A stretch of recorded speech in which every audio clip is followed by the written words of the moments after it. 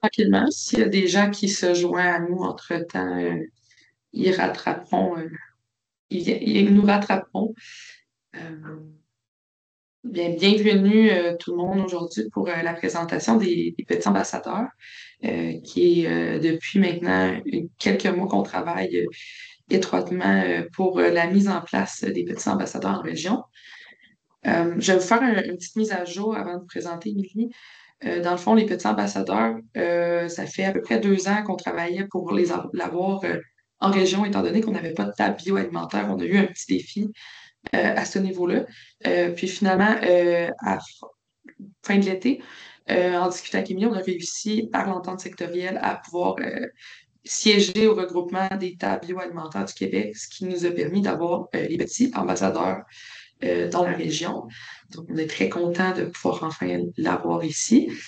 Donc, aujourd'hui, Émilie, qui est la fondatrice des Petits Ambassadeurs, va nous présenter c'est quoi le projet, d'où ça part, comment ça s'est déployé à travers le Québec, puis répondre à vos questions plus précises par rapport au déploiement des Petits Ambassadeurs en région. Donc, on a quand même une bonne heure de présentation. On avait gardé une demi-heure là, pour bon, la petite accueil et peut-être une période de questions à la fin, parce que je pense que ça peut engendrer beaucoup de questions quand même. Puis c'est bien de poser des questions. Je n'ai pas d'en poser parce que le webinaire-là, il est enregistré. Il va être envoyé il va être sur le site de Loisirs et Sport pour que les gens puissent le réécouter par la suite. Donc, vous êtes d'accord, tout le monde, que la vidéo soit partagée à tous et à toutes. Juste me faire un pouce, je vois quand même toutes les faces. OK, parfait, merci. Donc, je vais te laisser la parole, Émilie, te présenter, pour nous présenter le projet des petits ambassadeurs. Oui, ben merci Kathleen. Bonjour tout le monde. Effectivement, Émilie Tremblay, moi je suis directrice de projet pour la table agroalimentaire du Saguenay-Lac-Saint-Jean. Donc initialement, c'est ma base professionnelle au Saguenay-Lac-Saint-Jean. Puis, comme le nommait Kathleen, en fait, la démarche des petits ambassadeurs, je vais toute vous la présenter. Je l'ai fait dans un format quand même épuré, tu sais. Donc, le but, c'est vraiment qu'on puisse également des fois arrêter puis se parler. Donc, je vous invite à intervenir là, possiblement tout au long de la présentation parce qu'on va couvrir différents volets, tu sais, qui vont peut-être plus rejoindre la compréhension des services de garde éducatifs qui sont peut-être présents en ce moment. Des fois, on va plus toucher aux partenaires autour de la table qui pourraient mieux comprendre un peu où est-ce qu'ils se retrouvent là-dedans. Et sinon, au niveau des entreprises également. Donc, pour pas qu'on ait la difficulté à se ramener là, sur le point de question, je vous inviterai vraiment à y aller dans le chat. Puis j'ai 2 écrans, là, vous allez me voir jouer un peu. Donc, je verrai vos questions puis vos mains levées si jamais c'est nécessaire. Avant de commencer la présentation, comme je le disais d'entrée de jeu aux filles, je suis en fin de grossesse, donc je vais peut-être avoir un petit essoufflement aléatoire. OK? Fait que soyez indulgents, là. C'est hors de mon contrôle. Vous allez voir dans la présentation aussi, ce que j'ai fait, c'est que j'ai intégré des fois des outils de communication là, qu'on va pouvoir consulter, lire, mais qu'on va pouvoir également, je vais pouvoir vous expliquer un petit peu là, dans mes mots qu'est-ce qu'on veut dire par là. C'est surtout pour vous montrer que, comme le disait Kathleen, la démarche des petits ambassadeurs, c'est un programme, en fait, comme on l'appelle. C'est un programme qui est rendu disponible à l'ensemble des régions du Québec maintenant par un partenariat avec le regroupement des tables de concertation bioalimentaire du Québec. Donc, oui, il y a eu la technicalité là, qu'il a fallu clarifier au niveau de la l'Abitibi, puis on est bien contente là, que ce soit fait. Mais initialement, ça a été développé au Saguenay-Lac-Saint-Jean. Donc, il y a une grosse mémoire de projet, en fait, reliée à cette démarche-là. J'aime dire des fois qu'il n'y a pas d'enjeu qu'on n'a pas vu. C'est un peu naïf. Il y a sûrement un enjeu qu'on n'a pas vu qu'il va falloir éventuellement traiter, mais quand même, il y a beaucoup, c'est ça, il y a beaucoup d'histoires, il y a beaucoup d'expériences reliées à cette démarche-là, puis il y a beaucoup d'outils aussi qui ont été créés par l'aspect de déploiement provincial. Donc, c'est pour ça que je vous ai intégré des fois des outils, c'est pour que vous voyez là, un peu la boîte là, qui est rendue disponible avec le programme des petits ambassadeurs. Donc, je vous partage mon écran. On va débuter, puis je vous rappelle, n'hésitez vraiment pas à intervenir. Je pense que ça va être plus pertinent que d'y aller directement à la fin. Il faudrait que je la démarre, ça serait pas pire. OK. Et je vais juste me placer. Est-ce que vous voyez bien la grosse présentation ou vous voyez le mode présentateur? OK, parfait. Donc, le programme des petits ambassadeurs, vous voyez un peu le visuel standard là, qui a été développé. Donc, on vise ici à explorer, découvrir et savourer l'alimentation locale par les services de garde éducatifs. Donc, de rejoindre l'enfant qui côtoie un service de garde éducatif, qui embarque dans la démarche. Qu'est-ce que je veux dire par service de garde éducatif? Nous, on touche les CPE et les garderies privées en installation. Subventionné ou pas, là, ça, c'est pas grave, mais c'est vraiment la grande installation, finalement, qui est le mieux rejoint par la démarche. Il n'y a pas d'exclusion dans le sens que, nous, des fois, les milieux familiaux veulent avoir du contenu, veulent avoir des questions, veulent avoir même la théorie.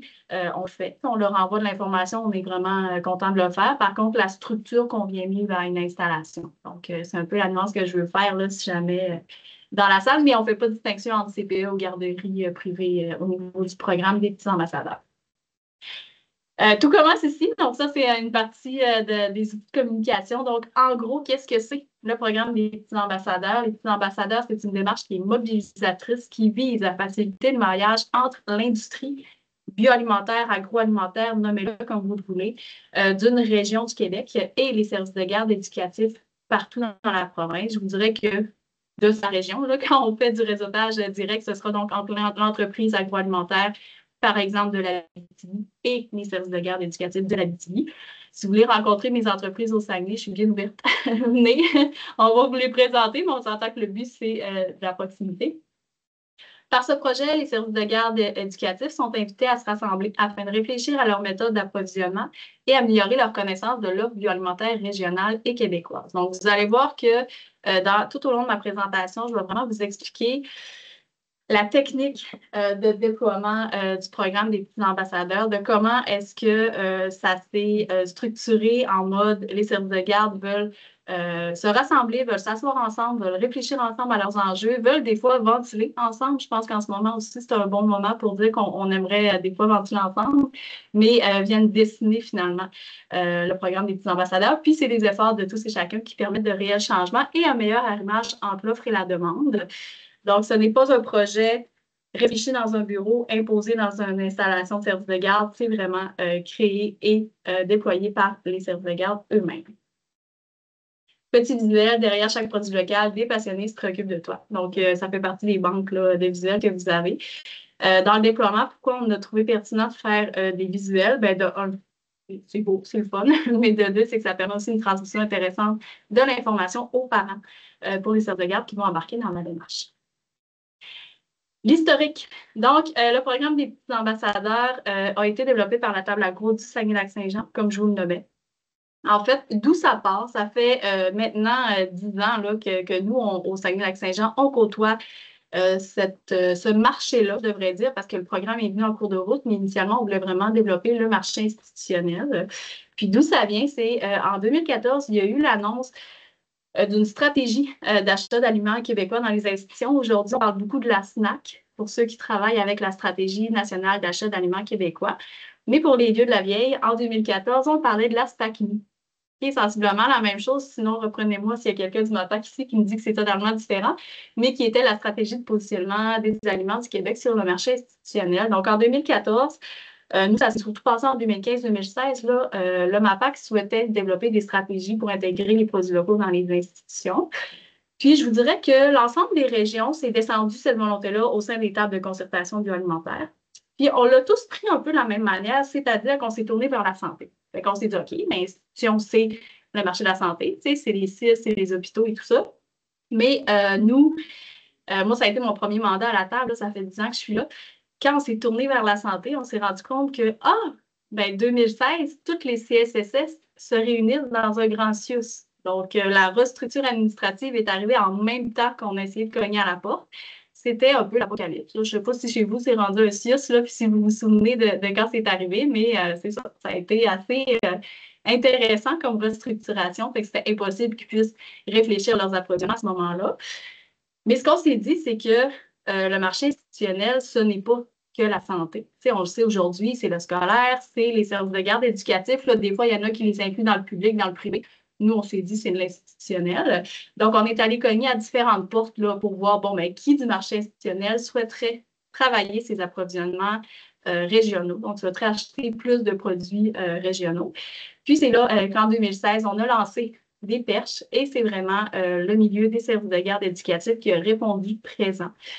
Puis, il a répondu présent de manière assez intense. Ça n'a pas été juste « Ah, ben ouais, on pourrait travailler nos approvisionnements, ce serait le fun. » On a eu vraiment un grand intérêt de la part des services de garde au Saguenay-Lac-Saint-Jean, donc de 2016 à 2017, accompagné de nos comités saine alimentation, des tables régionales sur les saines habitudes de vie, accompagné de la direction de santé publique, accompagné aussi de la QCPE qui venait des fois en région faire des formations.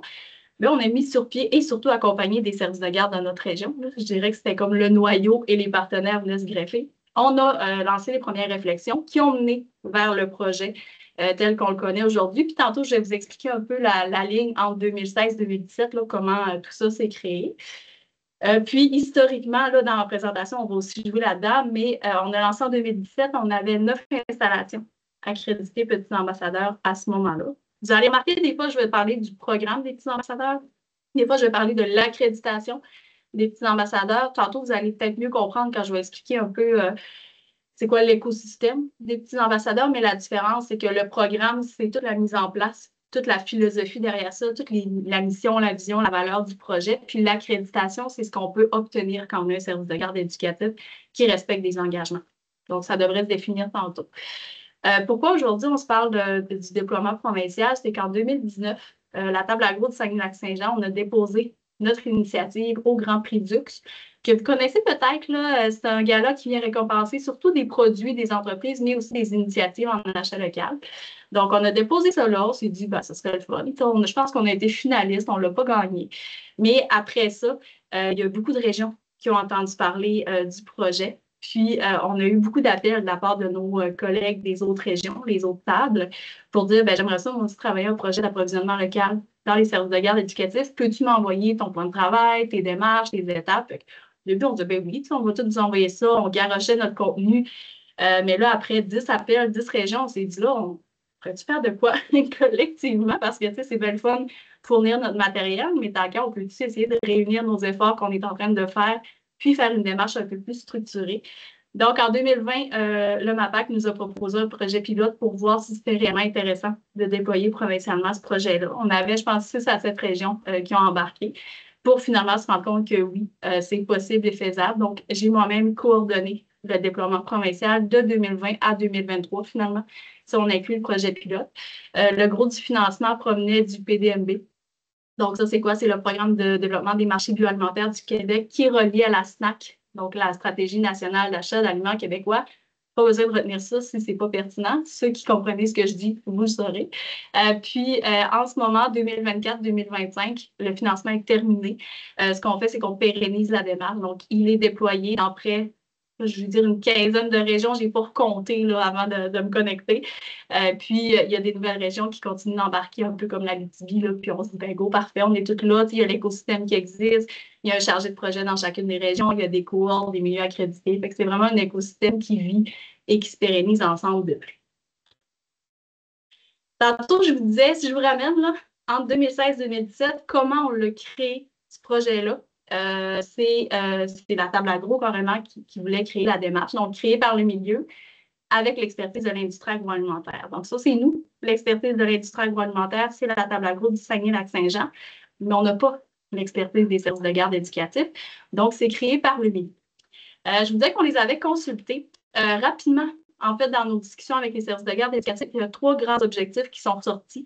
Donc, quand ils disaient oui, on veut acheter plus local dans nos établissements, voici nos objectifs avec le projet que tu pourrais nous proposer. Le premier, a été de permettre le réseautage entre les producteurs transformateurs régionaux, les distributeurs et les responsables alimentaires des services de garde éducatifs via une communauté. Donc, aujourd'hui, cette communauté-là s'appelle la cohorte des petits ambassadeurs. Donc, les milieux, ils nous ont dit, oui, tu vas me parler de qu'est-ce qui se fait au Saguenay-Lac-Saint-Jean, c'est quoi les producteurs, c'est quoi les transformateurs, c'est quoi les distributeurs, mais ils ont dit, moi, si tu m'envoies un catalogue noir sur blanc, là, ça ne me parle pas. J'ai besoin que tu m'intègres, que tu m'imprègnes de l'industrie. Il faut que ce soit le fun. Il faut qu'on puisse le vivre, qu'on puisse rencontrer nos producteurs, nos transformateurs, puis que je puisse, moi, savoir c'est qui fait pousser mon ail, c'est qui transforme mon avoine, de vraiment créer une espèce de mouvance de concertation là-dedans. Puis, ben parfait, nous, ça faisait pas mal partie de notre philosophie. Puis, la première étape par rapport à ça, donc tantôt, je faisais la distinction entre l'accréditation et le programme. Chaque région qui déploie le programme des petits ambassadeurs, une de ses premières étapes, c'est créer la cohorte des petits ambassadeurs. Ça, c'est vraiment une gang de services de garde intéressés à la démarche. Pas plus compliqué que ça, là. Vous pouvez la structurer un peu plus formellement, là, libre à la région de le faire. Mais chez nous, c'est ça, c'est une gang de services de garde intéressés à la démarche. Puis qu'est-ce qu'on fait avec eux? C'est qu'on vise à augmenter la connaissance de l'offre, la sensibilisation des intermédiaires, qui sont par les distributeurs, entre autres, et l'intégration au menu des produits locaux et l'accès à un nouveau marché pour les entreprises agroalimentaires. En d'autres mots, cette cohorte-là, 2 fois par année, 1 fois par année, la région le module comme elle le souhaite, mais on tient des activités de réseautage avec eux. Donc, on invite l'ensemble des responsables alimentaires, gestionnaires, les gens qui veulent bien y être, des installations, puis on vient inviter des entreprises à faire des speed meetings qu'on appelle. Donc, on invite des entreprises à venir parler de leurs produits. Souvent, ils sont bien généreux. Fait que ça finit toujours en buffet de dégustation de produits. C'est jamais bien tannant. On en a eu un hier, justement. C'était pas tannant. Mais on veut vraiment venir asseoir les responsables alimentaires d'abord ensemble, mais après avec les entreprises aussi pour venir parler, échanger, pour venir finalement faire ce qui arrive l'offre et la demande. Parce que c'est pas Émilie dans son bureau qui appelle le producteur qui dit « Ouais, c'est parce que là, tes formats de carottes ne conviennent pas au service de garde. » Puis là, vous dites « Oh, parfait, je les ajuste. » Non, c'est vraiment dans une rencontre, assis dans une salle où le service de garde il dit « Écoute, moi, je peux acheter tant de volume de carottes par année, mais j'ai tel irritant avec ton offre. Pourrais-tu y remédier? » J'entends que la différence est assez majeure pour l'entreprise. Donc, la première philosophie, c'était ça, c'était d'asseoir les deux entités ensemble et non d'y aller seulement via l'intermédiaire qui est la table, dans notre cas. L'objectif numéro 2, ça a été de greffer des notions d'éducation. Donc, table agro, on n'est pas, moi, je ne suis pas experte en éducation. Malheureusement, ça ne fait pas partie de ma formation. Je ne le prétendrai pas non plus. Mais les milieux, ce qu'ils ont dit, c'est que dans la démarche que tu nous proposes, on aimerait ça faciliter aussi l'éducation en lien avec l'agriculture et la transformation alimentaire. Ils voulaient encourager dans la démarche la tenue d'activités éducatives reliées au monde agroalimentaire. Puis le but là-dedans, c'était d'augmenter la sensibilisation des jeunes, des parents et des intervenants en service de garde éducatif. Comment ça s'est décelé? En fait, vous allez le voir un peu plus loin dans les critères d'accréditation, mais c'est de dire, OK, moi, j'ai l'expertise de l'industrie, je n'ai pas l'expertise de l'éducation alimentaire, je n'ai pas l'expertise de l'éducation à la petite enfance, point. Mais c'est qui l'a? C'est les services de garde éducatifs, c'est la QCPE, c'est tout le monde qui navigue autour de eux. Donc, ils sont assez bien équipés pour pouvoir eux-mêmes choisir qu'est-ce que je peux faire comme activité pour sensibiliser l'altération alimentaire, pour venir toucher tout ça. Tantôt, on va voir des exemples d'ailleurs. Mais moi, qu'est-ce que j'ai comme expertise que je peux leur fournir? C'est qui les producteurs qui peuvent recevoir un service de garde. On ne parle pas que de faire des visites chez les producteurs. Là, je veux vous rassurer tout de suite parce que je sais que ça peut être complexe pour plusieurs, mais il y en a certains qui avaient ce soin-là, puis ce souhait-là. Puis moi, j'ai l'information de qui fait de l'agrotourisme au Saguenay-Lac-Saint-Jean. J'ai l'information de comment je peux dire aux producteurs, voici comment améliorer tes installations pour mieux accueillir un service de garde éducatif. Parce que c'est déjà arrivé, des garderies qui se déplacent, il n'y a pas de table à pique-nique, il n'y a pas d'ombrage, il n'y a pas de toilette. À un moment donné, comme 15 enfants de 4 ans, c'est peut-être complexe de ne pas avoir de salle de bain. Donc, tu sais, nous, on peut aider ce lien-là entre les deux pour faciliter le tout. Mais en soi, je vous dirais que cet élément-là, les milieux sont très, très autonomes. Là. Le programme éducatif, c'est tout eux qui maîtrisent. Puis souvent, ils en font plus que ce qu'on demande réellement. Et finalement, le dernier objectif qui est ressorti des milieux avant la création du projet, comme on le connaît aujourd'hui, là, je suis désolée, là, les couleurs sortent, on va peut-être avoir mal aux yeux. Je pense que je l'ai 2 fois, cette couleur-là. Okay, on va s'en remettre. Donc, le troisième objectif, ça a été vraiment l'élément de distinction. Donc, je vous parle du programme, et je vous parle de l'accréditation. Le fait de créer une accréditation, c'est une demande des services de garde éducatifs initialement. Donc, ils souhaitaient, eux, distinguer les services de garde éducatifs sensibles aux produits locaux, fiers du travail quotidien des producteurs transformateurs via l'accréditation des petits ambassadeurs. Donc, ainsi devenir un gage de qualité pour les parents et une influence pour les autres marchés aussi. Donc, ils se sont dit, nous, on le fait. Cet effort-là, on va le faire, on va le travailler, on va y réfléchir. On s'entend que les services de garde, ils n'ont pas besoin de se promouvoir en ce moment. En 2016, il n'y avait pas plus besoin de se promouvoir. Les places sont comblées. OK? Si vous me dites que c'est l'inverse chez vous, je ferai le saut, mais les places sont très comblées. Je vois des réactions parfaites. Ça va bien. Ils n'ont pas besoin de se vendre.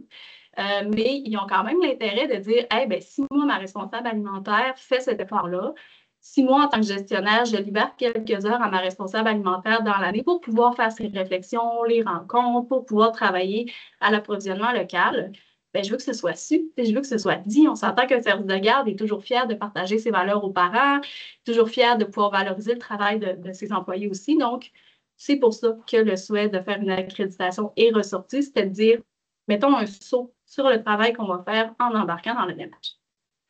Est né ainsi le programme, l'accréditation en fait, des petits ambassadeurs. Donc, formellement, l'engagement d'un milieu qui est accrédité, c'est là que des fois je vais jouer entre les deux. L'accréditation petits ambassadeurs, elle est destinée aux services de garde éducatifs qui se distinguent par la mise en valeur éducative et l'intégration des produits typiques de leur région au menu. Vous allez voir que ce n'est pas que l'intégration des produits typiques de la région, c'est aussi l'intégration des produits québécois. Mais la complémentarité se fait très bien. Via un contrat d'accréditation, les milieux accrédités respectent un pourcentage d'approvisionnement alimentaire régional et québécois minimal établi par les milieux, je ne l'ai pas écrit, mais je vous le dis, pour 10 catégories d'aliments. Ils s'engagent aussi à offrir un minimum de 2 activités éducatives reliées au monde agroalimentaire annuellement. Puis là, on ne parle pas de 2 activités par groupe, on ne parle pas de 2 activités pour chaque tranche d'âge, on s'entend. On parle dans la généralité du milieu, on inclut 2 activités éducatives reliées au monde agroalimentaire. L'exemple ici que je vous mets, c'est vraiment moins beau, mais c'est la vie. Je vous mets un exemple des pourcentages d'approvisionnement que je vous parle. Donc, ce qu'on a fait, c'est qu'on s'est dit, OK, maintenant, comment on structure l'accréditation des petits ambassadeurs? Nous, au Saguenay, on a un projet semblable avec les restos, fait qu'on s'en est fortement inspiré. Donc, il y a 10 catégories d'aliments qui sont là, que vous voyez, qui incluent tous les aliments que le service de garde peut inclure. La différence avec notre projet des restos, c'est qu'on avait les alcools. On les a retirés, ce n'était pas nécessaire en service de garde. Puis, ce qu'on a fait dans le déploiement provincial, on a amélioré en fait le travail qu'on avait fait initialement au Saguenay-Lac-Saint-Jean, c'est qu'on a déterminé quelle cible d'approvisionnement québécois il est possible d'avoir pour chacune des catégories d'aliments pour un service de garde éducatif. Donc, vous les voyez à l'écran, là, on a des pourcentages. Puis ces pourcentages-là ont été mis à jour cette année. Il y en a certains qui ont diminué parce qu'on se rendait compte qu'on était un peu téméraire sur ce qu'on demandait, là. Donc, ça peut paraître haut dans certains cas ou bas dans d'autres, mais ça correspond réellement à ce qui est possible.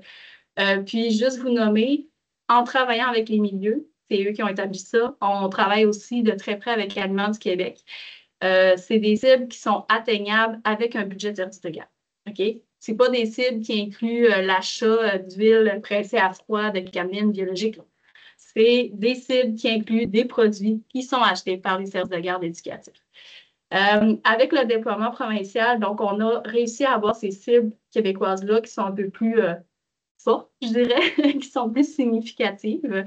Puis après ça, chaque région qui déploie la démarche vient extraire de la cible québécoise sa cible régionale.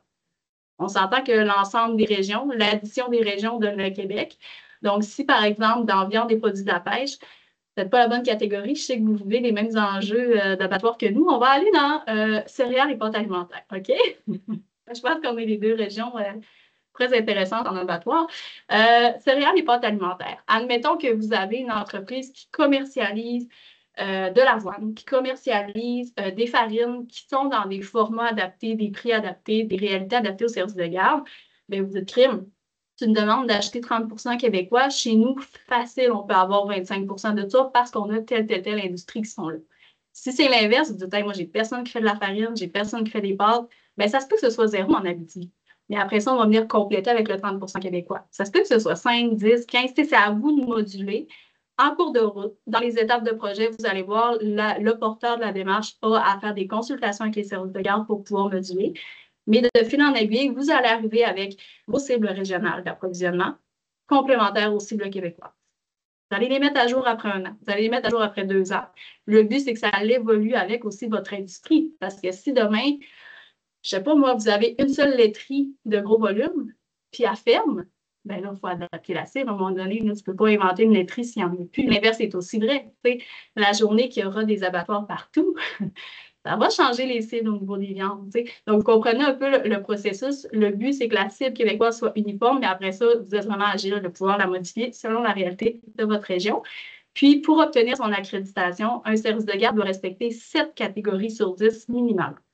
Fait que ça veut dire que si vous êtes loin d'un producteur maraîcher, bien, ça se fait de la catégorie fruits et légumes frais en saison, vous soyez comme hey, je veux bien, mais il n'y a personne qui est chez nous. Bien, gars, ce sera une des toi que tu ne respecteras pas, puis c'est correct. Peut-être que d'année en année, ça va évoluer, puis il va finalement y en avoir un qui va se rendre dans 4 ans, dans 1 an, dans 2 ans. Fait que c'est vraiment le but, c'est que ce soit agile, puis que ce soit digeste, en fait, pour le service de garde. T'sais, on veut créer un mouvement, un intérêt, on ne veut pas créer quelque chose qui est plus castrant qu'autre chose. Donc, c'est un peu la démarche pour l'accréditation au niveau des sites d'approvisionnement. Puis au niveau des activités éducatives, c'est d'en tenir 2 par année. Tantôt, je vais avoir quelques petits exemples. Ça va, j'ai pas de questions pour le moment? J'ai pas bugué non plus, parfait. Maintenant, je vous parle depuis tantôt le programme et comment vous allez le déployer dans votre région. Sachez que la personne qui porte le déploiement a quand même une bonne banque à outils. Donc, Binder Lundat, il a été déployé dans plusieurs régions. Il y a beaucoup de choses qui existent pour structurer le déploiement. Mais après ça, la région fait ce qu'il veut. Finalement, là, vous pouvez l'adapter aussi selon votre réalité, mais entre autres dans les premières étapes de déploiement. La première étape, c'est de concerter les partenaires régionaux. J'en vois beaucoup autour de la table. Là, on parle direction de santé publique, les tirs. Je sais que chez vous, ce n'est pas le terme tir, mais les comités en régional saines habitudes de vie. Après ça, l'UPA peut être impliqué, le MAPAC. C'est tous les partenaires qui peuvent avoir un lien d'attache, soit avec l'industrie, soit avec les saines habitudes de vie, soit avec les services de garde qui sont invités. Ensuite, on crée la cohorte des petits ambassadeurs, donc ce bassin-là de services de garde intéressés à la démarche. Je ne l'ai pas précisé tantôt, mais c'est sans engagement. Et donc, un service de garde qui embarque dans la cohorte, puis là, il arrive plein de pépins, qui arrive plein d'éléments qui fait crime. Je voulais vraiment m'accréditer, mais là, à court terme, c'est pas possible. Mais tu restes dans la cohorte. Ça, c'est correct. Là. Le but, c'est vraiment que ce soit une communauté. Puis, nous, on en a qui sont dans la cohorte depuis 2016 qui ne sont pas encore accrédités parce que la gestionnaire ne veut peut-être pas, parce que, tu sais, mais ils sont là, puis ils vivent quand même le programme avec nous. Ensuite, c'est là que ça devient intéressant, c'est quand on commence à s'arrimer avec les entreprises bioalimentaires de la région pour valider l'arrimage de l'offre et de la demande. Donc, quand on fait les premières activités, entre autres de réseautage, comme je disais tantôt, ou de d'autres manières, vous verrez, c'est là qu'on peut tranquillement voir des entreprises peut-être intéressées au service de garde qu'on n'aurait pas pensé, voir des produits, même des fois, se développer qui n'existaient pas parce qu'on s'est arrivé entre l'offre et la demande. Mais c'est là aussi qu'on peut commencer à déterminer les cibles régionales, comme je l'ai dit. Puis à ce moment-là, je ne sais pas s'il y en a beaucoup autour de la table qui travaillent avec l'industrie, mais quand vous allez, moi c'est ça, c'est mon dada, là, mais quand vous allez commencer à cogner à la porte des entreprises, ça se peut qu'ils disent ah, ben oui, on peut y aller, ça peut être intéressant d'avoir nos produits dans les services de garde, mais je vous jure que depuis l'an aiguille, ils vont se rendre compte qu'un service de garde, ça a des volumes, ça mange des enfants. Il y a un service de garde qui a 80 enfants, 60 enfants, 70 enfants, plus une 10, 20, trentaine d'éducatrices, ça en passe de la bouffe là, quotidiennement. Puis ce qui est intéressant pour l'entreprise, c'est que c'est un achalandage qui est fixe. Et oui, les enfants sont malades, oui, des fois, c'est l'été, il y a quelques fluctuations de gens qui sont présents dans le milieu, mais en soi, c'est des approvisionnements qui sont très fixes. Vous avez des cycles de menus qui reviennent aux 8 semaines, aux 6 semaines. Donc, pour le producteur, pour le transformateur, c'est vraiment un marché qui est intéressant. Je vais en parler un peu tantôt. Ensuite, dans le déploiement, je me ramène, dans le déploiement, on veut initier aussi des occasions de réseautage avec l'industrie agroalimentaire régionale. Donc, comme je nommais tantôt, les activités. Présentation d'entreprise, discussion avec les milieux, échange sur l'adéquation de l'offre et la demande. J'ai un peu touché les 2 points en même temps, là, mais c'est ce qu'on veut mettre en place. Ensuite, quand on est prêt, on fait la rédaction du contrat d'accréditation et on peut lancer les premières accréditations. Donc, en gros, c'est ça. Puis tout au long de ça, la cohorte demeure. Nous, en région, on a décidé de faire un groupe Facebook parce que ça fonctionnait. Je vous dirais que des fois, il est silencieux longtemps, là, mais les responsables alimentaires, des fois les gestionnaires, des fois les éducatrices qui veulent s'y joindre, sont invités à le faire. Des fois, ils nous partagent leurs bons coups, nous partagent leurs idées, partagent leurs enjeux. Une petite plateforme qui permet toujours de se parler en continu. C'est bien intéressant. C'est pas obligatoire. Je vous dis comment nous on le fait en région. C'est via un groupe Facebook. Donc, le terroir dans l'assiette, les services de garde éducatifs accrédités des ambassadeurs s'approvisionnent auprès de nos entreprises de production agricole, de pêche et de transformation alimentaire passionnées et engagées à mettre en valeur les fondements de notre identité alimentaire québécoise. Un peu plus de poésie dans le définitif que je vous dis. Chaque région a la chance de briller à travers une identité alimentaire bien à elle, qui dépend à la fois de ses particularités, comme la géographie, le relief, de sa culture, de son histoire et du savoir-faire de ses habitants. Donc, votre portrait bioalimentaire X, que je ne connais pas par cœur, désolée, je n'ai jamais vécu un certain temps en Abitibi, mais vous avez des particularités qui vont pouvoir être ramenées carrément dans les services de garde éducatifs et être transmis aux enfants. Je pense que c'est le plus gros intérêt de la démarche. Le terroir savoir-faire des producteurs et transformateurs nous permet d'avoir accès à des aliments de qualité partout au Québec. Donc, c'est de reconnaître ça. Puis souvent, dans les activités de speed meeting, là, le moment où on s'assoit producteurs, transformateurs et les responsables alimentaires, c'est là qu'on se rend compte que c'est pas juste un produit. Là. On ne parle pas juste d'un produit en ce moment. On parle de comprendre comment le producteur, transformateur a lancé son entreprise, de comprendre son histoire de famille, de comprendre c'est quoi les particularités, c'est quoi son savoir-faire qu'il peut mettre dans son produit. Puis juste ça, après ça, de le transmettre aux enfants, de le transmettre aux éducatrices, ça devient super intéressant dans la continuité des choses. Je vous dirais qu'aujourd'hui, en 2025, nous, ça fait 9 ans. Ça fait, mettons, 8 ans officiellement que le projet est lancé. Puis nos responsables alimentaires qui sont là depuis le début, c'est des fervents défendeurs. Ils défendent beaucoup l'industrie bioalimentaire. C'est rendu des influenceurs de l'industrie bioalimentaire. Ils la connaissent, ils en parlent, ils défendent. Des fois, c'est elles qui nous apprennent des nouveaux produits, qui nous apprennent des nouvelles entreprises. Donc, ça devient vraiment des gens qui sont imbibés de l'industrie bioalimentaire, ce qui est vraiment intéressant. Un aliment local, c'est un aliment qui provient de très près de chez toi, donc la sensibilisation générale. Pour les entreprises bioalimentaires, je ne sais pas s'il y en a, je ne sais pas s'il va en avoir, mais je vais en parler quand même. Le secteur des services de garde éducatifs, le marché des services de garde éducatifs, moi, j'en parle souvent comme étant la meilleure manière de se faire les dents au niveau du marché institutionnel. Donc, quand on parle du grand marché institutionnel, il y a beaucoup d'entreprises qui ont cette ambition-là de dire hey, oui, moi, je vais aller au marché institutionnel, c'est des gros volumes, c'est des chiffres intéressants et tout ça. Mais moi, au Saint-Saint-Jean, j'ai majoritairement des PME, des petites entreprises. Possiblement que chez vous aussi, je sais qu'on a beaucoup de ressemblances. Donc, je n'ai pas énormément de très grandes industries qui peuvent fournir des très grands volumes. Donc, ce que je dis souvent, c'est viens tester ton produit auprès des services de garde, et pas le tester péjorativement, là, mais tu sais, viens intégrer ton produit auprès des services de garde éducatifs parce que les volumes, la stabilité, tout ce que je vous disais tantôt, là, les avantages sont là, je vais les dire dans quelques secondes, mais parce que les services de garde, ils ont les mêmes enjeux, en fait, qu'un hôpital pourrait avoir. Peut-être pas exactement, mais vous comprendrez que tout ce qui est allergène, c'est super important en service de garde éducatif, je l'apprends en personne. Tout ce qui est valeur nutritive également, trop de sucre, trop de sel, trop de gras, on n'en veut pas nécessairement dans les services de garde éducatifs non plus. Donc, pour l'entreprise, c'est une manière de venir s'initier à ces contraintes-là. Après ça, tester des produits. Le service de garde ne veut pas se faire livrer un 55 kg de farine, vous n'avez pas de place dans vos cuisines. Entreposez ça. Fait que, il y a plein de petits enjeux qui font que, OK, c'est comme ça qu'on peut travailler le marché institutionnel, c'est comme ça que je peux adapter mon produit. Fait qu'en cours de route, le service de garde est super content parce que soit il y a des produits qui s'améliorent, qui s'adaptent, qui se créent. Puis après ça, pour l'entreprise, ça devient super de beau potentiel pour utiliser ces améliorations-là, puis les transposer dans d'autres secteurs un peu plus, avec peut-être des plus grands volumes, des secteurs un peu plus éloignés. Donc, c'est gagnant-gagnant finalement. Dans le projet des petits ambassadeurs, on a entre autres développé un guide des bonnes pratiques de la commercialisation. Donc, ça, c'est pour que l'entreprise agroalimentaire puisse connaître les bonnes pratiques à adopter pour approcher un service de garde éducatif. Fait qu'on fait sauver du temps aux responsables alimentaires. On transmet déjà une base d'infos.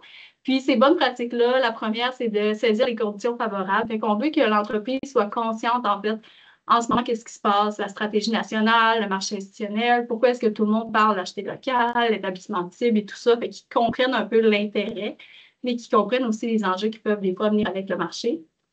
On veut qu'ils comprennent le marché des services de garde éducatifs, les cadres de référence, les critères, donc comme je l'ai nommé tantôt, qu'il y a déjà une base d'information qui ne présente pas des produits avec des présences d'arachides tout le temps, ça ne vous intéresse pas. Fait que qu'ils puissent déjà avoir une petite base d'information pour après ça la peaufiner avec un contact direct. Qu'ils puissent s'arrimer au potentiel de commercialisation aussi. Donc, vous avez possiblement des produits, les services de garde ont possiblement des produits qu'ils achètent en ce moment qui ne leur plaisent même pas à 100 mais crime, il y a juste ça dans le bottin du distributeur, on va faire avec. Mais là, si j'ai une entreprise qui est dans la même nature de produits qui s'approche, je pourrais dire, hey, as-tu déjà pensé, toi, faire un bouillon de poulet réduit en sel? As-tu déjà pensé faire une mayo vegan sans œufs, sans... Fait que, tu sais, il pourrait y avoir des discussions comme ça qui mèneraient vers du développement de produits, ce qui serait génial pour l'entreprise et pour le milieu. Puis on invite aussi les entreprises à bénéficier du support disponible. Donc, jadis, il n'y avait pas beaucoup de choses, mais maintenant, il y a l'ITHQ qui est là avec une expertise que le service de garde, ce n'est pas sa cible première, mais qui a quand même une expertise développée. Il y a les tables, il y a le programme des petits ambassadeurs, il y a Équiterre aussi qui est là. Fait qu'il y a plein de supports disponibles pour aider les entreprises là-dedans, ce qui peut être un super de bel avantage pour eux. Maintenant, les activités éducatives, je vous ai pris juste des exemples de ma région, pas pour vous les imposer, mais juste pour vous, parce que j'avais les droits sur les photos, ce qui n'est pas le cas dans toutes les autres régions. Mais tantôt, je parlais des activités éducatives reliées au monde agroalimentaire. Je vous en montre quelques-uns. Donc, là, je ne les connais pas exactement par cœur, là, mais entre autres, les deux exemples de gauche, c'est deux exemples différents. C'est un milieu qui a décidé de faire une semaine thématique Camerise. Fait qu'elle s'est dit, OK, mais je vais approcher Camerise Municipal, qui est une entreprise de notre région. Je vais acheter 2-3 produits différents. Fait que je pense qu'eux, il y avait des chutneys, des jus, des Camerises congelées. Puis elle s'est dit, dans la semaine, je vais éclater ça dans mon menu pour faire découvrir la Camerise. Fait que ça, c'est une activité qui a été faite à l'interne. Ils ne sont pas sortis. Elle a acheté des produits Camerise, bien entendu. Mais c'est elle-même qui a structuré, en fait, la manière dont l'enfant allait être sensibilisé à la Camerise. Ça compte comme une activité éducative reliée au monde agroalimentaire. Souvent, les gens ils entendent ça et ils se disent hey, là, tu veux que j'aille faire de l'autocueillette? Ben, tu peux. C'est possible de le faire, mais louer un autobus, rentrer chez le producteur, je sais que ça vient avec des enjeux, on en est très conscient. Donc, je vous explore un peu les différentes manières de le faire.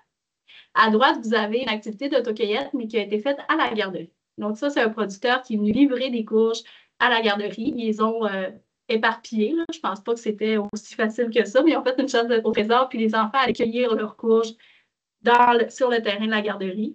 On s'entend que c'est la même expérience qui est vécue par l'enfant, puis le milieu n'a pas eu besoin de sortir de sa garderie.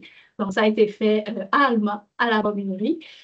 En bas à droite de l'ail noir, donc la découverte de l'ail noir. Je ne sais pas si vous connaissez ce produit-là. C'est un produit qui est super sucré, super doux pour les enfants. C'est le fun à découvrir. Donc, on vient de découvrir cette fermentation de l'ail-là. C'est une découverte aussi.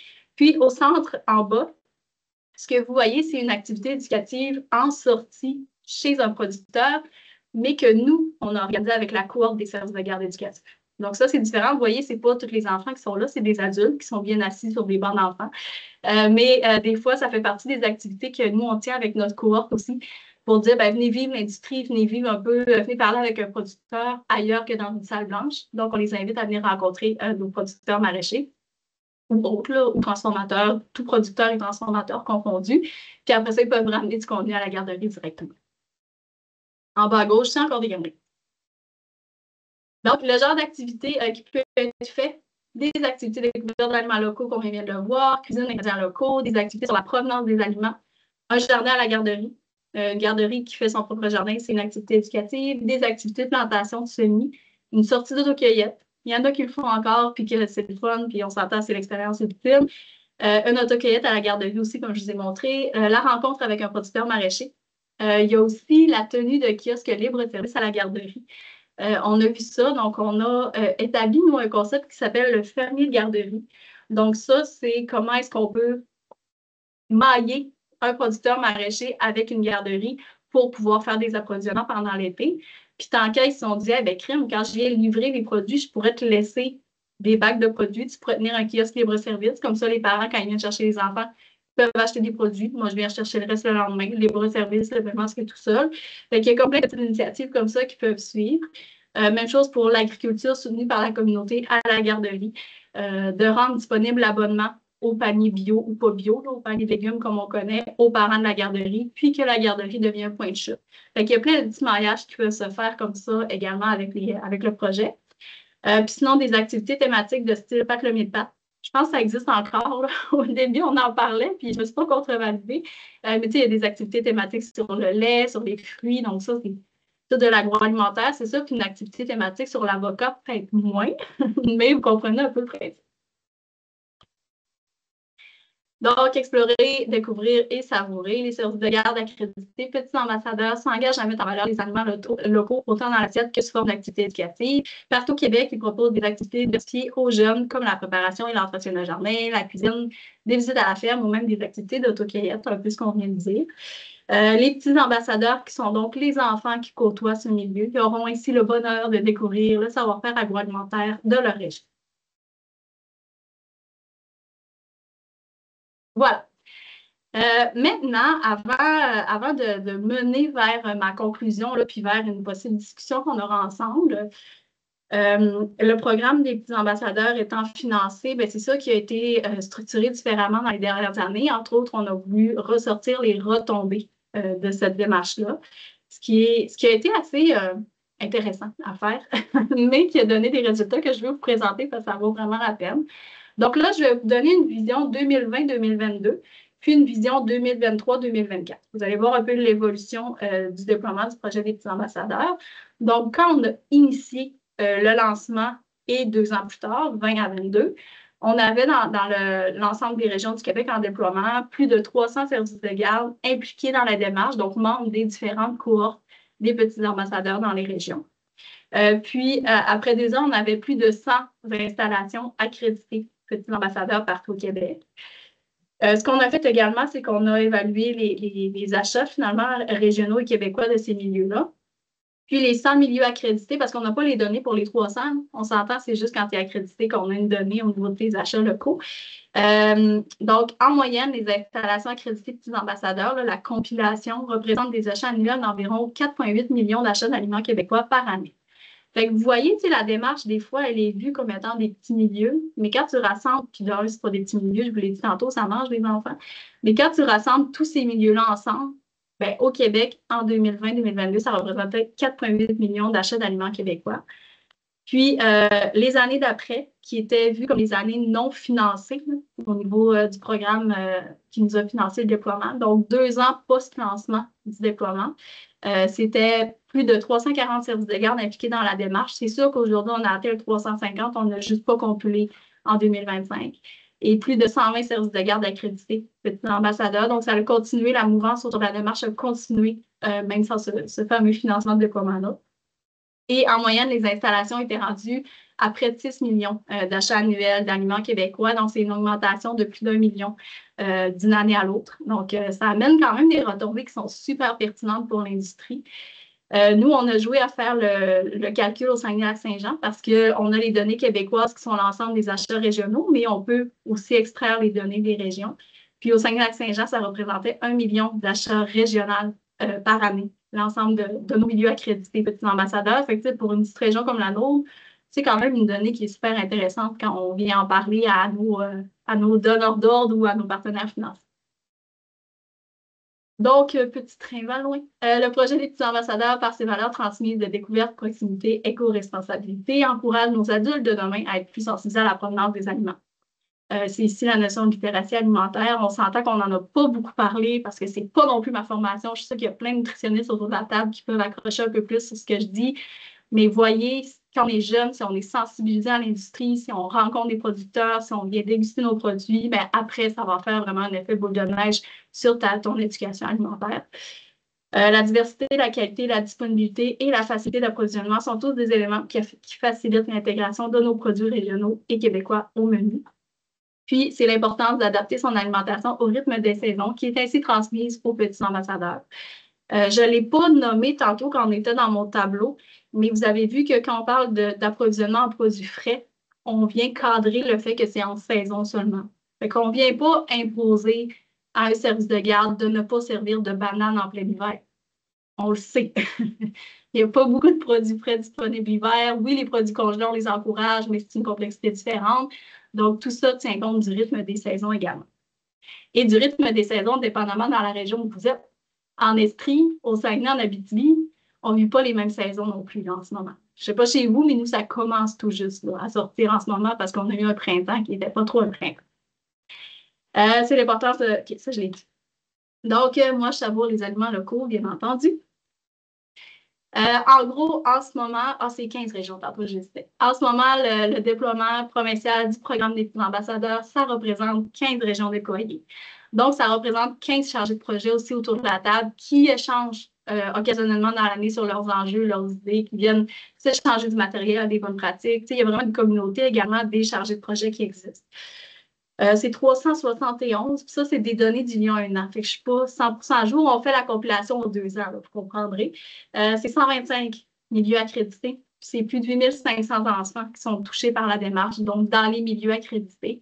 À ça s'ajoutent tous les milieux de membres de la cohorte qui peuvent déjà intégrer des fois des notions sans nécessairement s'accréditer. Ça représente aussi beaucoup d'opportunités de concertation entre les milieux, les partenaires et l'industrie d'une région. Donc, voilà pour ça.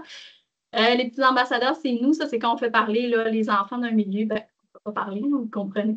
Le projet des petits ambassadeurs, c'est de voir tous les enfants du Québec connaître, célébrer, savourer l'identité alimentaire de leur région. Donc, ça, c'est la vision du programme. Les petits ambassadeurs, ce sont eux. Ce sont les milliers d'enfants à travers la province qui fréquentent un des services de garde accrédités pour leur mise en valeur typique des produits de leur région. Donc, les petits monstres, comme on les appelle, qui sont en réalité des légumes, ça représente les enfants qui fréquentent les services de garde. Vous comprendrez le petit parallèle. De quoi être fière, la petite poule. Et finalement, ma conclusion, c'est de dire que c'est quoi que Kathleen avait vous inviter aujourd'hui? Là, je te personnalise, là, je sais que tu es entourée, mais c'est quoi la vision globale du projet auquel on vous invite aujourd'hui en vous parlant du programme? C'est vraiment de devenir un lieu de réseautage, de soutien, d'échange et d'idéation avec l'industrie bioalimentaire de l'Abitibi. Donc, de créer votre cohorte en Abitibi pour pouvoir y réfléchir. C'est peut-être même déjà initié, là, je ne suis pas 100% à jour des étapes qui ont été faites.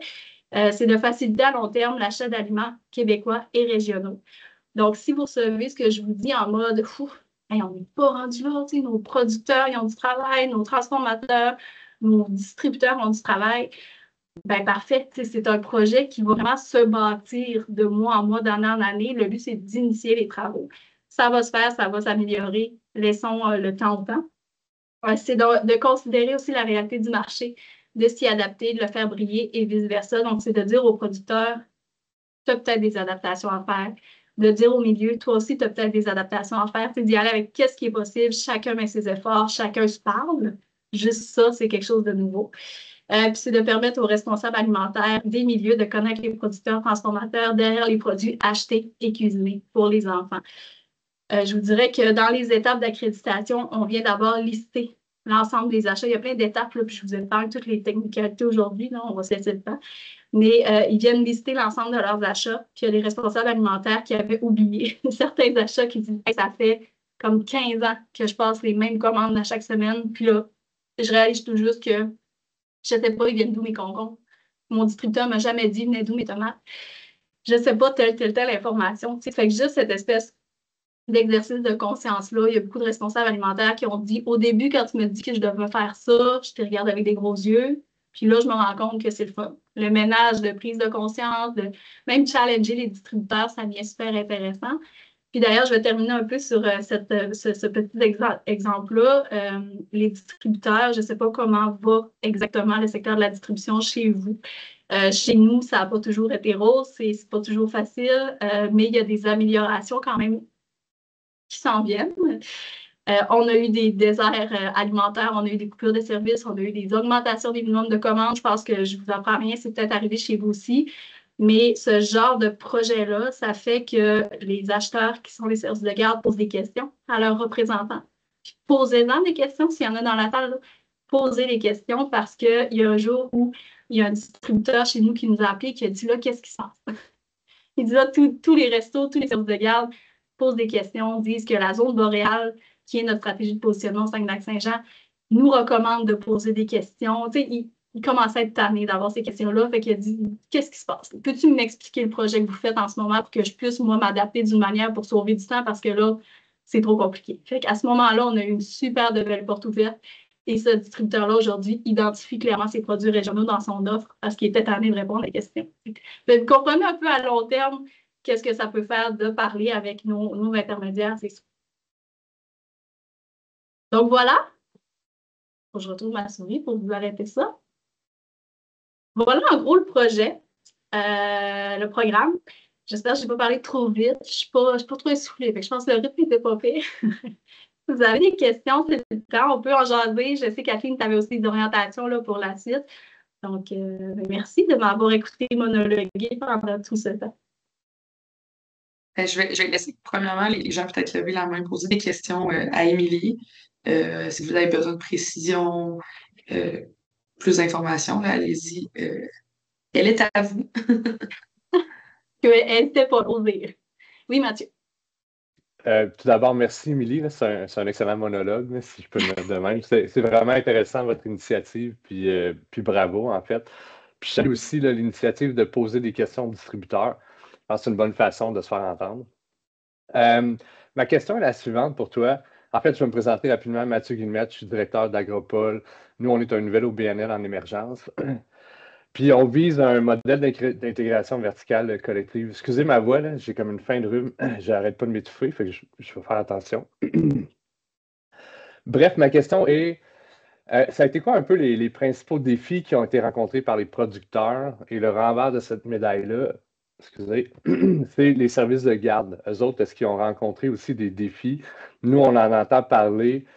Bon, des deux côtés, là, les producteurs, des fois, c'est bon, l'approvisionnement continu, mais les services de garde, c'est toute la gestion là, administrative qui vient avec travailler avec plusieurs. Puis j'ai comme une sous-question qui en découle, c'est est-ce que cette initiative-là, qui est les petits ambassadeurs, a donné naissance à des synergies entre des distributeurs et des producteurs, ou est-ce qu'il y a pu avoir une genre d'intégration pour faciliter justement tout cet approvisionnement-là et gestion, en fait? Oui, OK. Distributeur, je vais y aller en deuxième temps. Au niveau des enjeux, ben, c'est sûr, s'il n'y avait pas eu d'enjeux, ça aurait été facile. En fait, au niveau des services de garde éducatifs, souvent, que ce soit la direction ou que ce soit la comptabilité, de multiplier les factures, donc c'est-à-dire de passer d'un très gros distributeur qui fournit 90% des produits à peut-être segmenter parce qu'on veut encourager les producteurs locaux. Au début, ils disaient, je ne pense pas qu'on va être bien ouvert à ça. Je vous dirais qu'à cet enjeu-là, la réponse est de dire que de fil en aiguille, on s'est rendu compte que c'était beaucoup les produits qui ne s'achetaient pas nécessairement à chaque semaine, qui étaient intéressants à venir segmenter au niveau des achats. Fait que, par exemple, du sirop d'érable en bidon, de l'avoine, justement, qui est plus en poche. Donc, ce genre de produits-là que nous, on retrouve en région, qui ne sont pas en ce moment chez les grands distributeurs, parce qu'on en a des produits régionaux là, chez les distributeurs quand même. Fait que le lait, il est acheté via le distributeur, ça, il n'y a pas de problème. Mais on s'est rendu compte qu'on leur a dit tester, explorer un petit peu, c'est quoi les produits qui seraient à extraire finalement de vos grands distributeurs. Puis, c'est souvent des commandes, c'est ça, qui ne se font pas à chaque semaine. Donc, c'est moins pire à gérer la multiplication des commandes. C'est ça que le but, c'est que le distributeur voit ce potentiel-là, puis qu'il y ait l'intégration là, chez les distributeurs éventuellement de ces produits-là. C'est des choses qu'on a vues en région. Entre autres, on a vu un moyen distributeur régional. Si je vous parle des grands distributeurs, on les connaît tous, mais des petits distributeurs régionaux, il y en a un chez nous, à un moment donné, qui a vu l'opportunité puis qui s'est dit, ben, regarde, je vais devenir le distributeur des produits régionaux pour les services de garde éducatifs. Justement, hier, on avait notre rencontre de cohorte, puis il a présenté un programme de fidélité pour les services de garde éducatifs en lien avec l'achat local parce que là, ça fait des années qu'ils travaillent avec eux. Donc, maintenant, le sirop d'érable qui est disponible chez Mermac. C'est pour ne pas les nommer, là. Donc, il y a plein de produits qui sont achetés un peu plus à la pièce qui ont été, de fil en aiguille, rassemblés chez un producteur. Donc, ça vient moins segmenter la facturation des services de garde éducatifs, là, d'avoir 2 distributeurs au lieu d'en avoir 1 et 5-6 producteurs transformateurs. Donc, il y a des solutions qui ne naissent pas le lendemain du projet. Donc, c'est un peu là que je dis, laissons le temps au temps, testons les choses.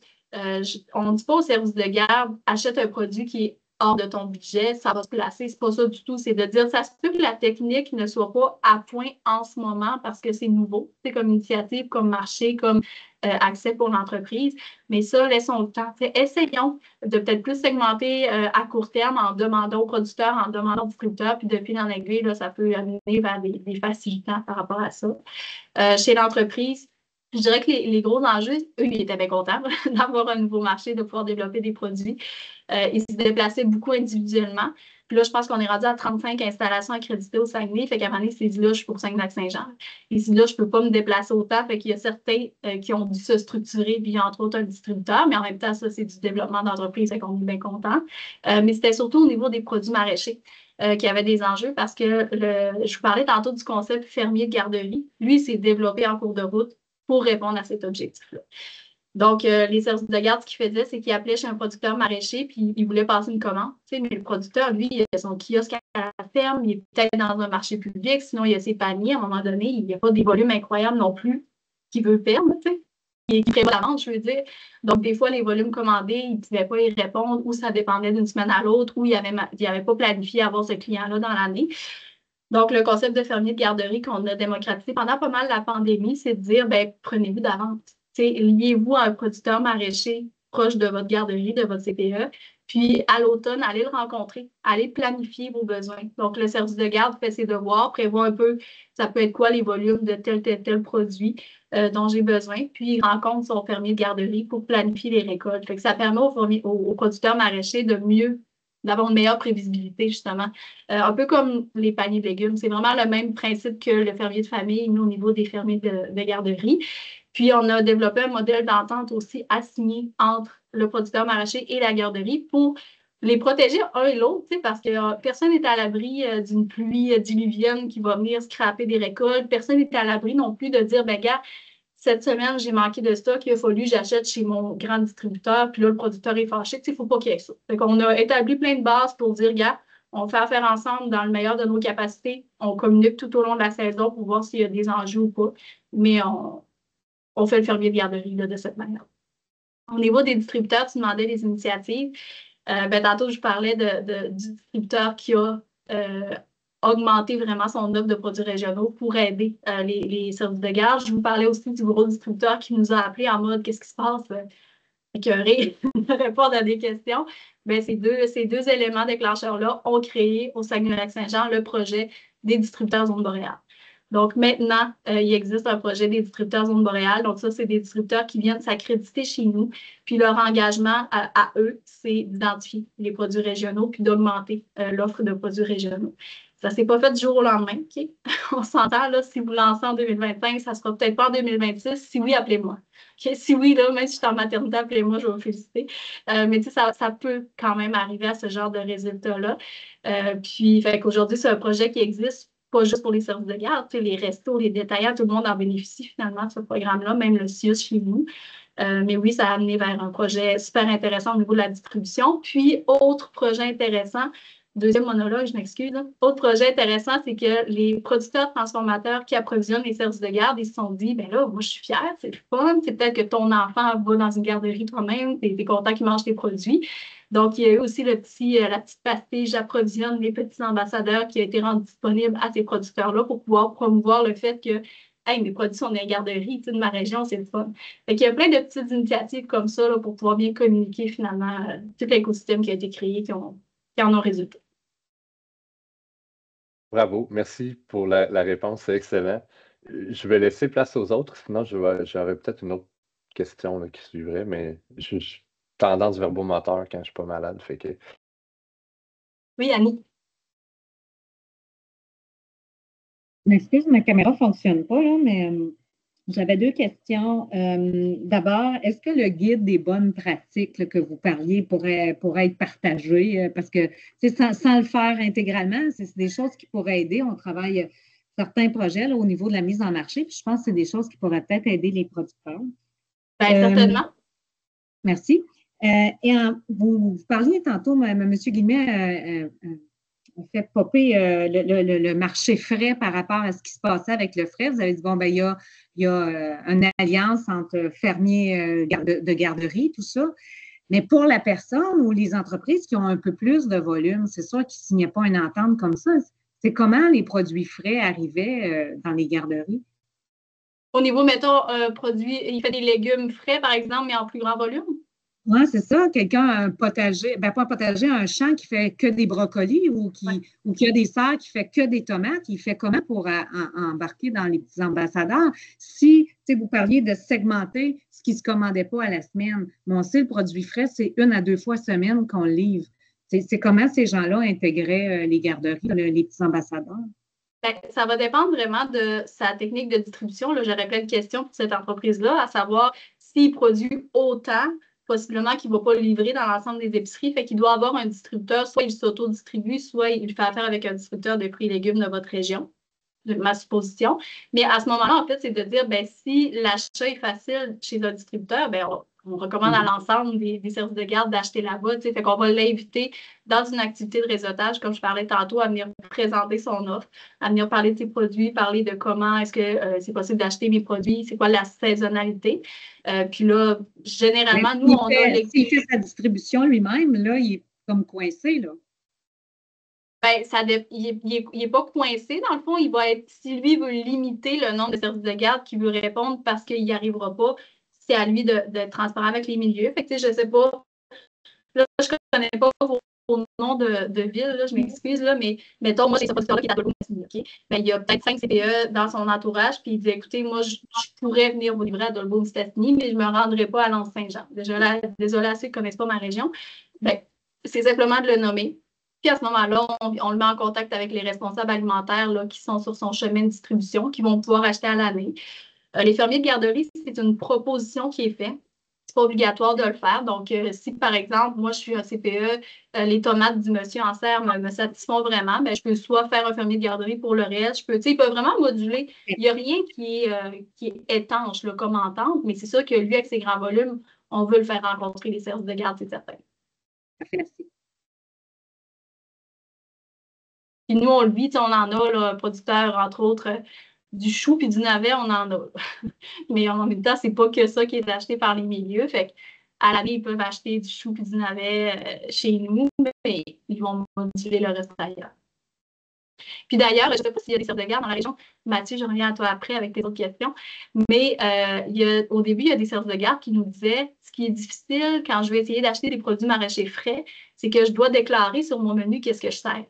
Parce que c'est une obligation là, au niveau des CPE de le nommer.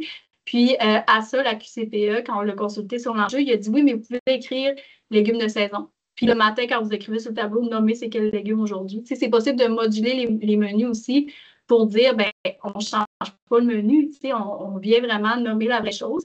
Mais ça peut être un potage de légumes racines. Puis là, une fois, c'est tel légume racine, l'autre fois, c'est l'autre. D'aller après ça, le détailler de journée en journée, c'est quelque chose qui est possible. Donc, il y a différentes flexibilités comme ça qui peuvent s'offrir à un milieu qui voit l'enjeu de déclaration des aliments là, pendant l'été surtout. L'hiver, c'est un peu plus stable.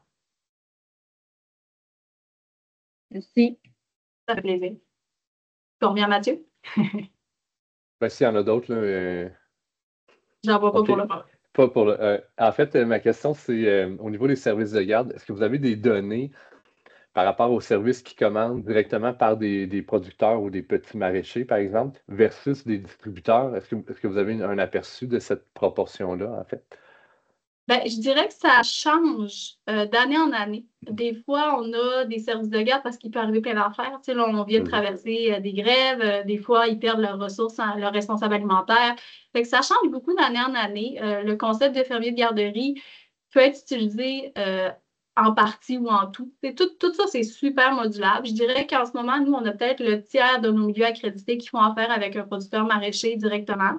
Mais ça se peut qu'il y en ait un cette année qui fait affaire avec un producteur que l'année prochaine, il va perdre sa responsable alimentaire, il va dire hey, là, je peux pas, il faut que je m'allège un petit peu. Cette année, je vais passer mon tour, je vais y aller avec ce qui est disponible chez mon distributeur, mais l'année d'après, je vais revenir. Fait que c'est surtout des possibilités qui s'offrent à eux que des méthodes qu'ils choisissent de prendre. Je ne sais pas si c'est clair, là, parce que c'est vraiment ce qu'on a vu. En ce moment, là, ils peuvent jouer d'une année à l'autre. Puis, des fois, le producteur lui-même, il a un pépin. Des fois, il y a des producteurs qui tombent malades, sont tout seuls, ils ne peuvent pas, il faut qu'ils réduisent un peu leur marché. Donc, d'année en année, on voit qu'il y en a qui prennent le concept, qui ne le prennent pas, qui le prennent en partie, puis qui peuvent vraiment moduler selon leur réalité. Merci. Merci beaucoup. C'est plaisir. Fait que ça ressemble à ça. Kathleen, je pense que tu avais des orientations aussi que tu voulais des tracks que tu voulais me tirer dedans. Oui, là, tu as répondu pas mal à mes questions. Je m'avais mis pas mal en background. Là, ça a bien été. Moi, je pourrais aller vers peut-être les garderies. Je pense qu'il y en a 2 ou 3 qui sont là. Ou y a juste Frédéric qui est. Ah, Marie-Pierre, elle aussi. Vous voyez ça comment? Un peu les petits ambassadeurs? Est-ce que, avec la rencontre à Émilie, vous vous sentez un peu plus. Euh, mettons, vous sentez-tu que c'est gros? Vous sentez-tu que c'est faisable? On s'entend que ça ne sera pas fait à l'automne, on n'aura pas déjà des accréditations, mais avec qu'est-ce qu'on a parlé qui arriverait peut-être cet automne, un cuisine équilibrée avec l'activité avec les producteurs, est-ce que c'est quelque chose qui est faisable en région? Comment vous voyez ça?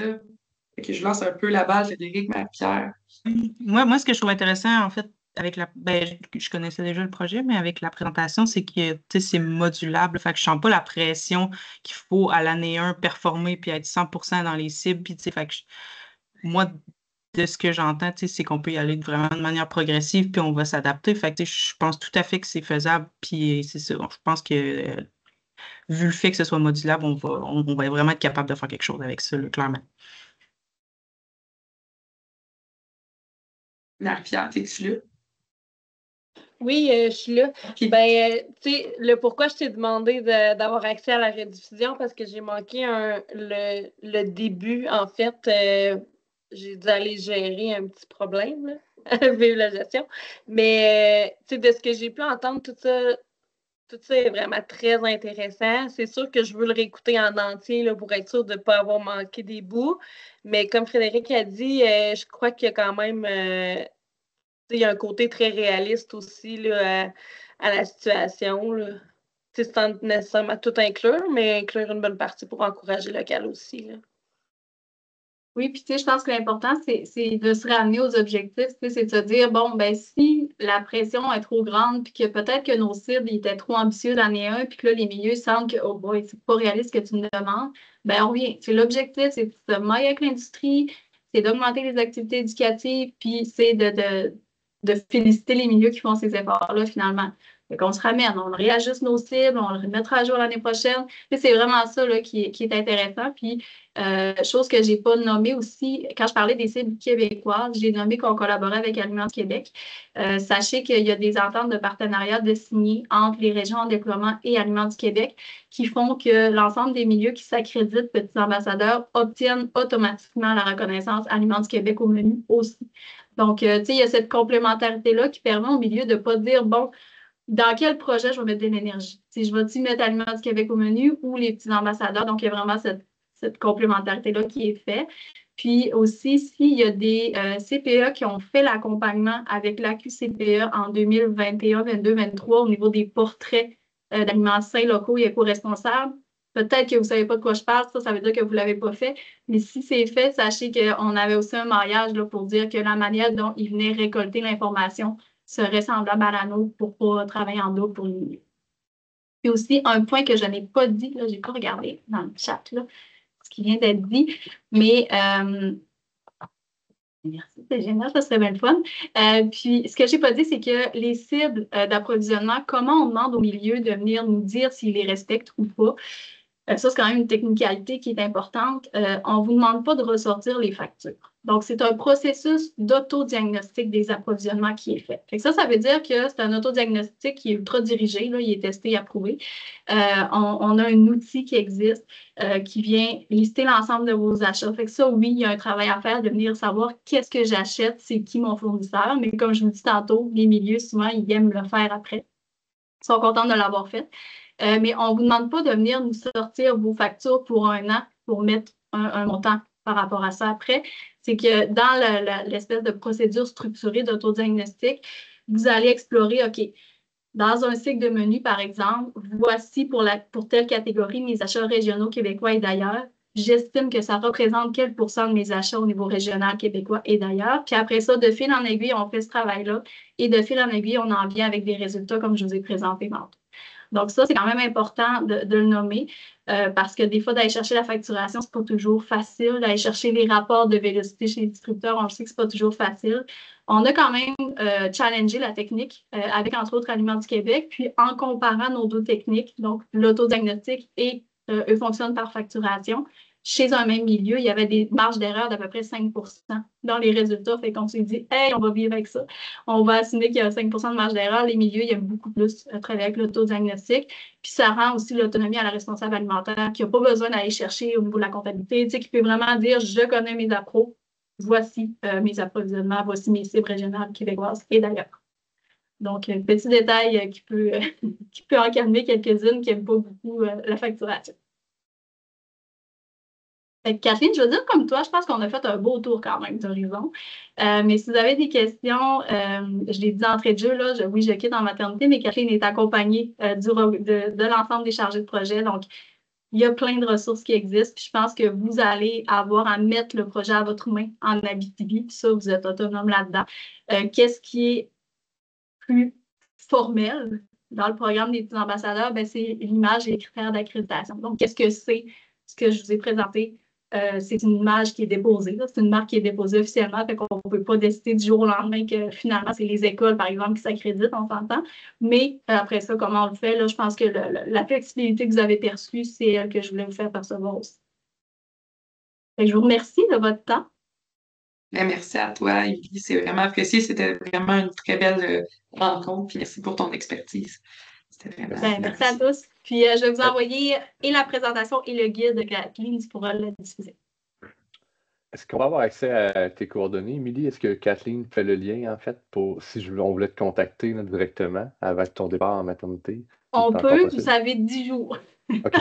Fait que, faut pas trop tarder. Sinon, mais... Non. Sinon, n'hésitez pas à passer par moi puis pour vos questions, puis je vais contacter le regroupement des tables au besoin pour répondre à vos questions si c'est après le 10 jours à Émilie.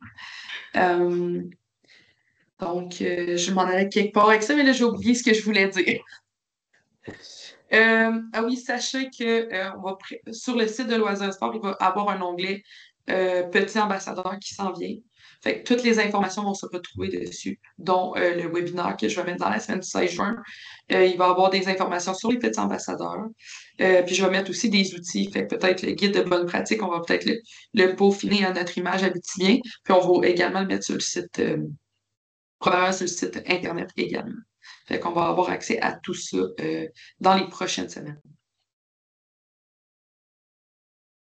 Bonne journée tout le monde. Merci. Merci Merci beaucoup. beaucoup. Bonne journée. Bye. Merci beaucoup, Émilie. Bye. Merci.